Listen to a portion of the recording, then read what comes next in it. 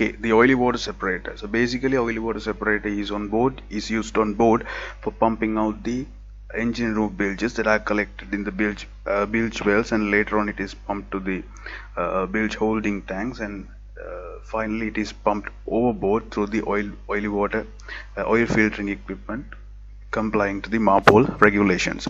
So oily water separator basically comes under regulations that are made by the IMO, and there is one publication from the IMO called MARPOL, and in MARPOL, in the annex number 1, it discusses about the prevention of pollution by oil and oily water, and that annex 1 has been entered into force 2nd of October 1983, and so these are the regulations that are mentioned in the annex 1. When it comes to the oily water separator, these are the regulations that applies to oily water separator. So the ship has to be en route, which means when the oil water separator is in operation, the ship has to be moving, and the oil mixture is processed through an oil water separator filtering meeting the requirements of regulation 14 of this annex, and after passing the oil water separator system, the oil content of the effluent without dilution does not exceed 15 parts per million. So it means without mixing with any fresh water or any sea water, the final product that comes out from the oil water separator has to have a ppm which is less than 15. The oily mixture does not originate from the cargo pump room bilges on oil tankers.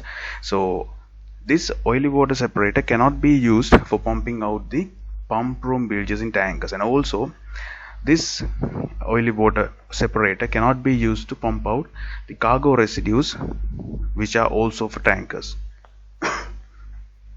So here what you see is a basic simplified diagram of an oily water separator. So this is the pump, this pump is a pump which gives less turbulence or the less mixing to the oil or the water oil effluent. So these are the sampling connections, and this is the vent.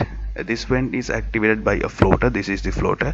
So when the pump is started, if any air is inside, so this vent remains open, and once the level reaches this floater, this vent automatically closes itself.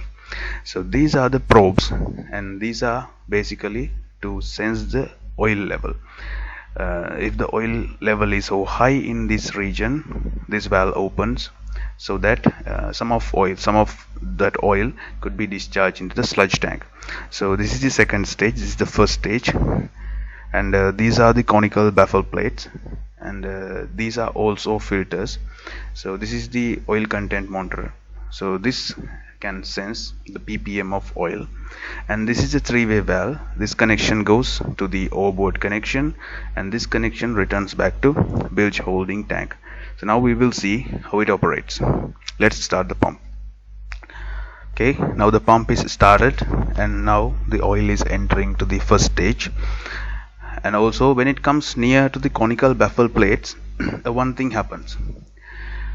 So small oil particles accumulate here, and that particles make a bigger oil globule, and eventually it's end up in this region. So we will see how it happens. So this is an oil particle which is growing bigger and bigger. Eventually when it comes to size that it can float or rise up, it ends up in this region.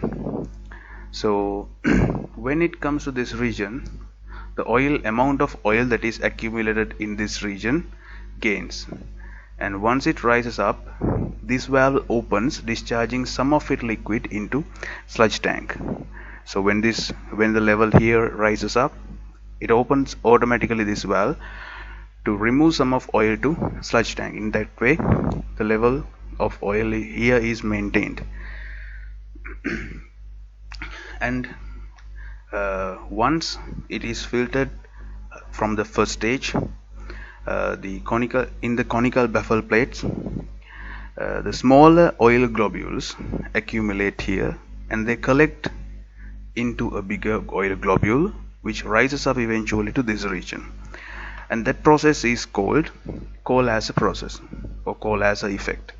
So after that it goes out from the first stage into second stage. When it comes to second stage, it goes in this direction, it goes down, it goes up here, and it goes down back.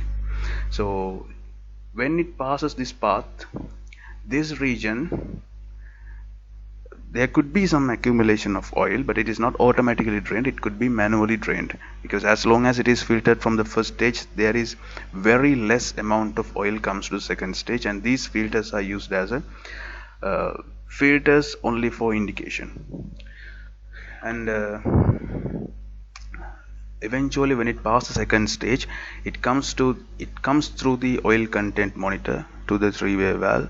If the oil content monitor gives us senses the oil content less than 15, this three-way valve opens to the overboard connection. If the oil content is higher than 15, this three-way valve opens back to bilge holding tank. In that way it is recirculated through the bilge holding tank until it is filtered and the oil content comes to normal levels, which is less than 15 ppm. So basically that is the operation of the oily water separator. And if I explain more about the Kohlhase effect, so basically Kohlhase effect happens here. Kohlhase effect means the smaller globules of oil collect together so that it can rise up. It has enough floating capacity so that it can rise up to this portion of the first stage. So this is the Kohlhase effect. Small oil globules collect into bigger oil globules so that it can rise up. So that's it.